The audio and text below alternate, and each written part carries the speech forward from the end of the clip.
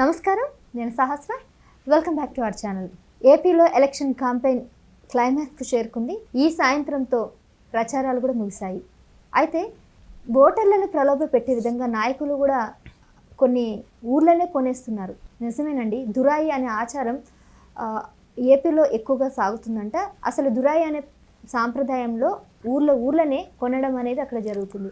మరి అలా జరిగే సంభవం, అంటే అలా జరుగుతుందని మీరు ఎప్పుడైనా ఊహించారా? లేదు కదా, కానీ నిజంగా ఉంది. మరి ఈ డీటెయిల్స్ అన్ని కూడా మనం తెలుసుకుందాం. మనతో పాటు ఉన్నారు సీనియర్ జర్నలిస్ట్ దుర్గా కుమార్ గారు. ఆయన అడిగి ఈ విషయాలన్నీ తెలుసుకుందాం. నమస్తే సార్. నమస్కారం. మా శాస్త్ర మన వీక్షకులు కూడా నమస్కారం సార్. నిజంగానే దురాయి అనే ఆచారం అనేది ఏపీలో ఉందంటారా? అంటే గతంలో అయితే బాగా ఉంటుంది. నెల్లూరు జిల్లాలోనూ అది కూడా కొన్ని అగ్నికుల క్షత్రియ కుటుంబాలు ఉండే పల్లెలు ఉంటాయి అన్నమాట, సముద్ర తీర పల్లెలు. అక్కడ మ్యాక్సిమం 500, 600, 700 ఇట్లా ఓట్లు ఉండే పరిస్థితి ఉంటుంది. ఆ రోజుల్లో కొంచెం తక్కువ రేటుకి, అంటే ఇది ఇంత మీ గ్రామానికి ఇచ్చేస్తాం, మీ పల్లెకి మీరు ఓట్లు వేయండి అంటే గ్రామ పెద్దతో మాట్లాడుకుంటారు.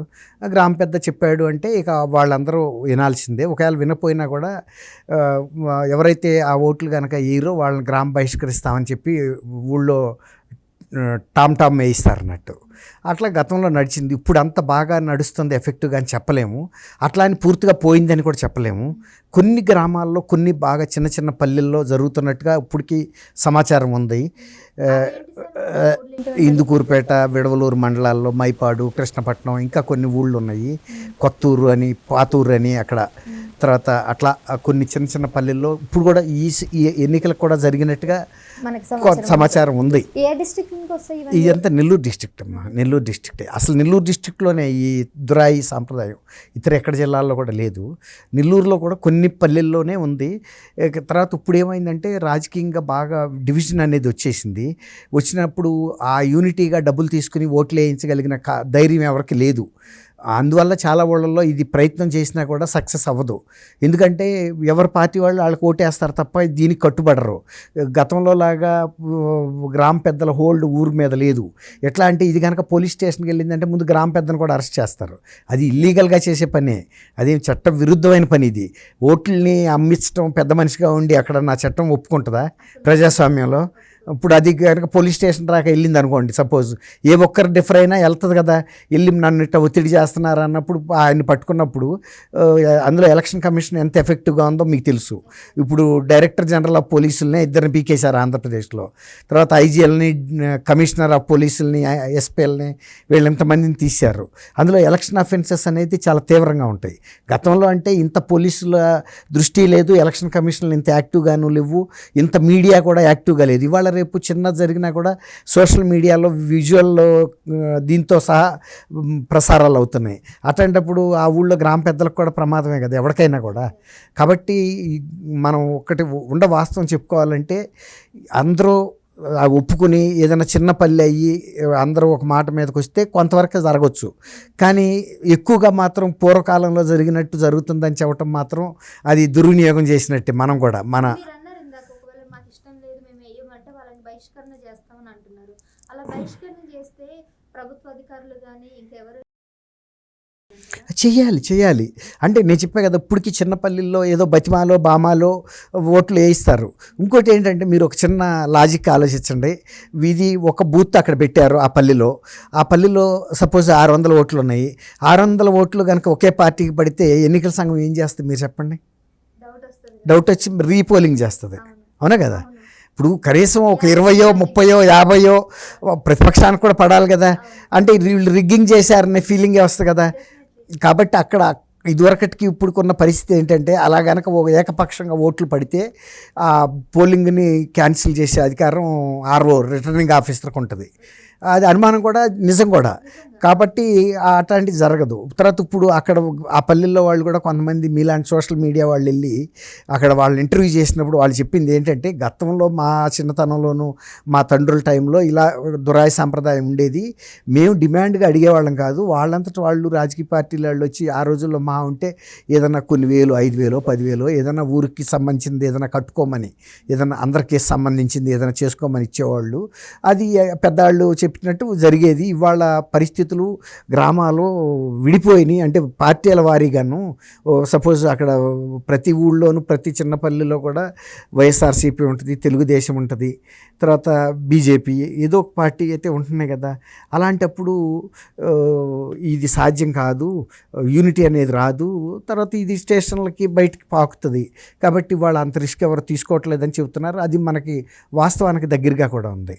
ఇప్పుడు మీలాంటి విలేకరులు లేనప్పుడు కొన్ని ఊళ్ళలో డైరెక్ట్గా కామన్ మెన్ మాట్లాడారు, అంత జరగట్లేదు, పూర్తిగా జరగట్లేదని మేము చెప్పము.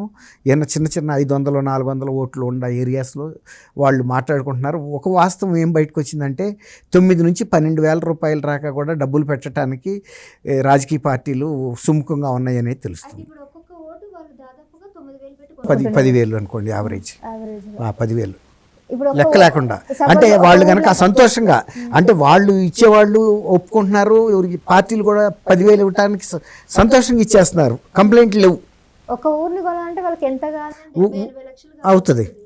ఇప్పుడు ఒక ఊరు ఉంది, 35 లక్షలకు కొన్నారంట, పాతూరు అనే ఒక ఊరు, అక్కడ అట్లా అనమాట. సపోజ్ ఎవరైనా ఓటు వేయకపోతే కూడా జరిమానా వేస్తామని పెద్దలు బెదిరిస్తారు.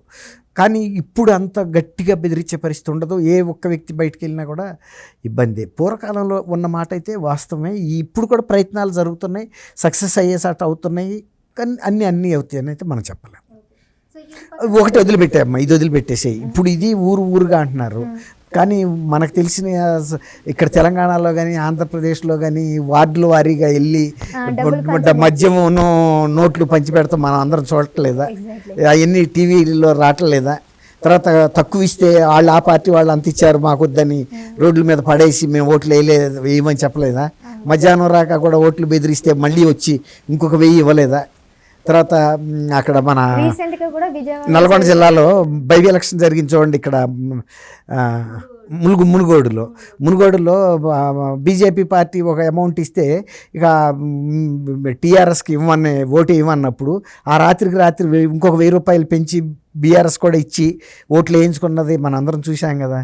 అట్లాగే ఆంధ్రప్రదేశ్ అయినా తెలంగాణ అయినా వాస్తవం అయితే ఊరు కొనపోయినా వార్డుల ప్రకారం కొంటున్నారు, కొన్ని ఇళ్ళు కొంటున్నారు, నడుస్తూనే ఉంటుంది.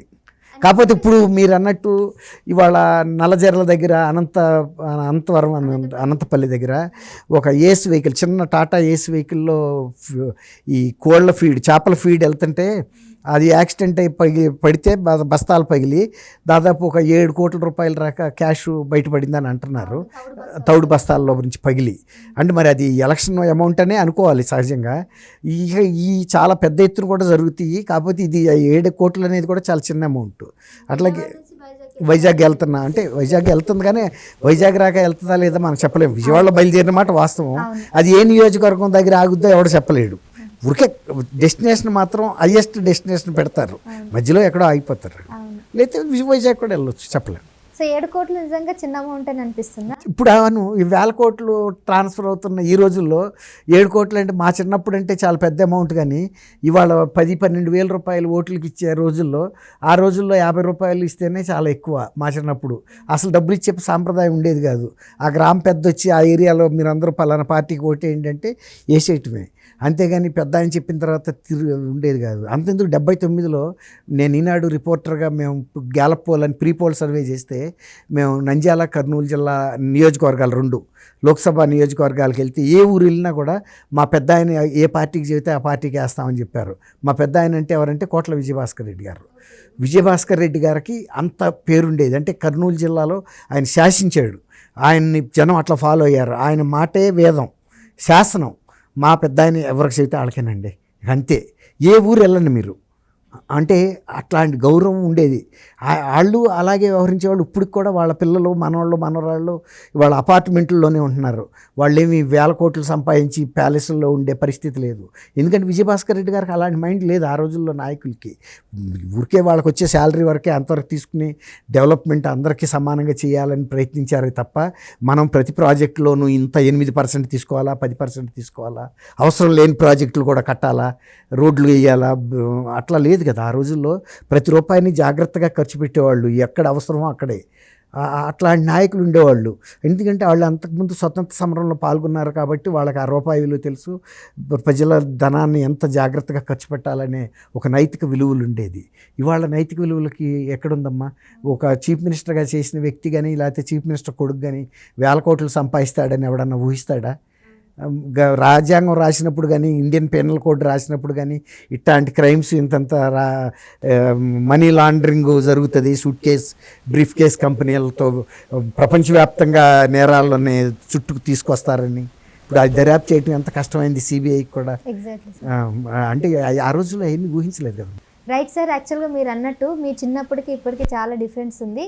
అప్పట్లో మీ పెద్దోళ్ళు చెప్పినట్టు మీరు ఓట్లు వేయడం జరుగుతుంది, ఇప్పుడేమో ఎవరి మాట వినట్లేదు, ఓటుకు నోటు అన్నట్టుగా నోట్ల మాటలే వినాల్సి వస్తూ ఉంది జనాలు కూడా. బట్ ఇకనైనా మారాలి. ఈ డబ్బు ఇచ్చి కొనుక్కుంటున్నారు మనల్ని అంటే అక్కడే అర్థమైపోతుంది ప్రభుత్వం అభివృద్ధి, రాష్ట్రాన్ని అభివృద్ధి చేసే విధంగా ఉండట్లేదు, మనల్ని కొనుక్కుంటున్నారు అంటే మనం అమ్ముడుపోతున్నామని అర్థం చేసుకొని అక్కడ ఓటు వేసేటప్పుడు జాగ్రత్తగా ఆలోచించి ఓటు వేస్తే బాగుంటుందని మనం కూడా కోరుకుందాం. Thank you sir. Thank you అమ్మ. సహస్రమానం వీక్షకు.